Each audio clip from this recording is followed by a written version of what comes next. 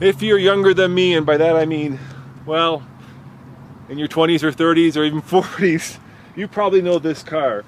It's the BMW M6, and it is one of BMW's flagship. 560 horsepower, 2 turbos, and more electronics than the space shuttle. At least that's how it feels driving it. But come with me. Over here, this car may look familiar to you.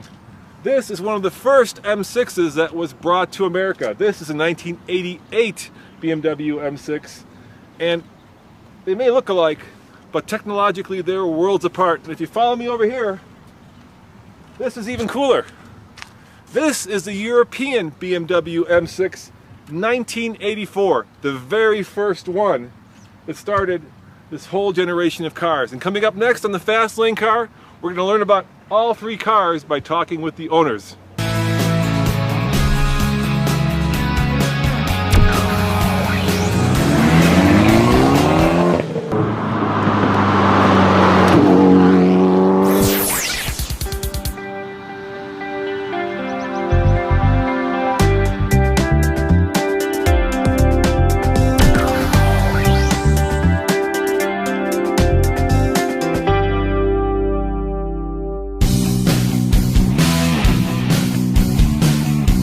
So this is a gray spec car. A lot of guys who were in the military during the Cold War fell in love with these cars in Germany, so they tried to bring them back, and that was through the gray market. This is a 1984. A service guy had brought it back and then sold it to a surgeon in Wichita, and it had sat in his hangar for about 15 years, and I found it. So it's a hangar find. It is. All right, how many miles? This has about 83 on it right now. All right, that's still 83,000. pretty incredible. And tell me, do you know the difference between this one and the American spec version that's next to us? Well, with the European spec, they call this the dirty motor. It doesn't have the emission control standards. Yep. So it's a little higher compression, a little higher output, about 286 horsepower at the crank.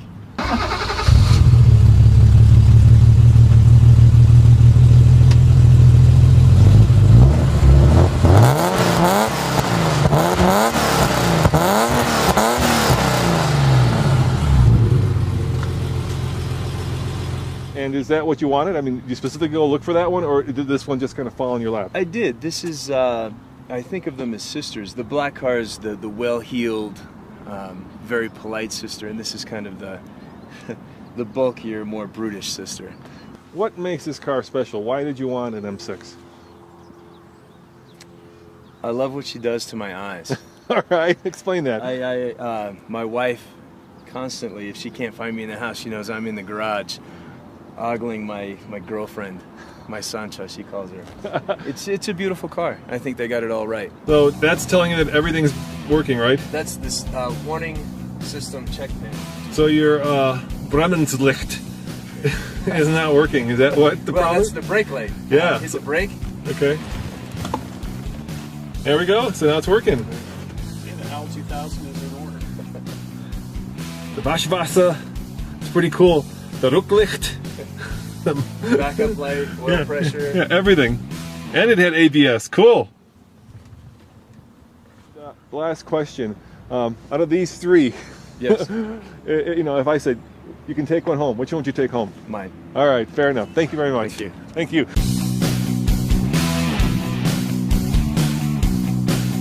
So I was on the hunt for this particular year, 1988. It took me about 4 or 5 years to find one that was low mileage. One of the few color combinations that I wanted. Looked across the U.S. and it actually turned up right under my nose here in Denver. So I really feel fortunate to found it. All right, what's so special about the M6? Why did you want this car?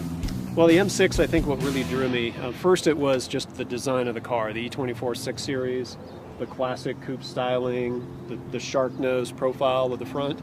And you take that, and the ultimate iteration of that was the M package in that first generation. So that brings the high-performance engine, the M-Tech suspension, and all of those sort of nuances that the M division put into these cars. So to me, this is kind of the pinnacle of the E24 6 Series.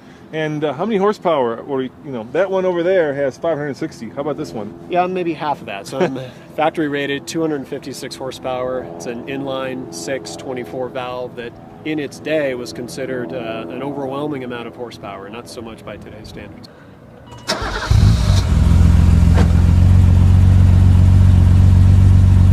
All right, give it a little juice.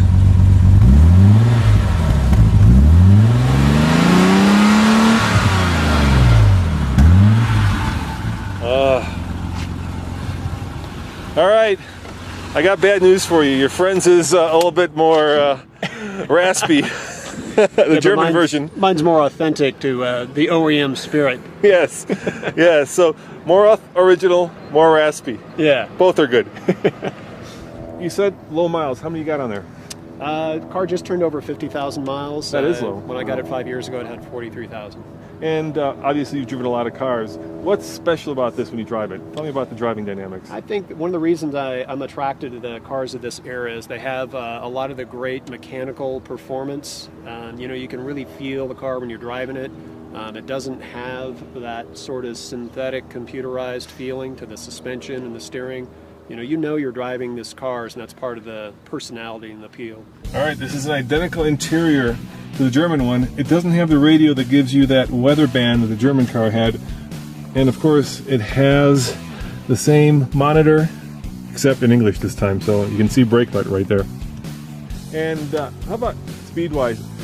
This was obviously the king of the Autobahn back in the 80s. You know, today when you compare it to a car with 560 horsepower, it doesn't seem like that, but it's a much more honest driving experience. So do you still enjoy that? I mean, does it still put a smile on your face? Yeah, absolutely. I mean, the advances in technology and horsepower are wonderful, and all of us enthusiasts like that. But you know, for its era and for the package that it is, I think the tech specs sort of fade away. This is a great car to get in and cruise, and when you're out there and the windows are down, a nice day, nothing else matters. Great, thank you very much.